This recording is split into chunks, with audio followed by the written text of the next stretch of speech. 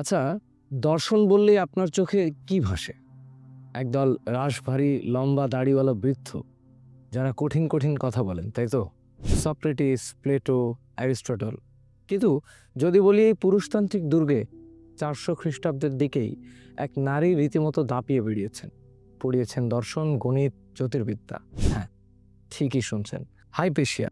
প্রাচীন মিশরের জ্ঞান বিজ্ঞানের কেন্দ্র আলেকজান্দ্রিয়ার বুদ্ধিজীবী মহলের মধ্যমণি ছিলেন তিনি। ভাবুন একবার, সেই সময় দাঁড়িয়ে একজন নারী পাবলিকলি লেকচার দিচ্ছেন, জটিল দার্শনিক তত্ত্ব ব্যাখ্যা করছেন, গ্রহ নক্ষত্রের গতিবিধি নিয়ে ছাত্রদের পড়াচ্ছেন। এ তো রীতিমতো বিপ্লব। হাইপেশিয়া ছিলেন নব্য প্লেটনিক ধারার দার্শনিক, মানে তিনি প্লেটোর দর্শনকে আরও এগিয়ে নেওয়ার চেষ্টা করছিলেন। শুধু ফিলসফি না, ম্যাথস আর অ্যাস্ট্রোনমিতেও তিনি ছিলেন রীতিমতো জিনিয়াস।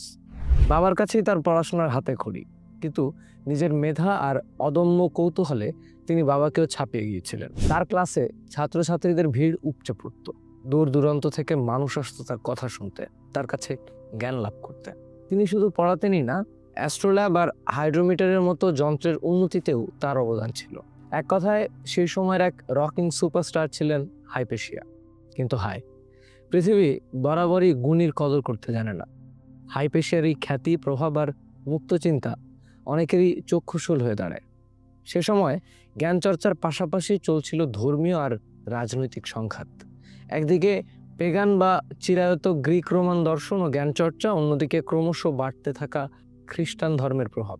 হাইপেশিয়া তার দর্শন আর যুক্তিবাদী মানসিকতার কারণে অনেকেরই বিরাগ ভাজন হন।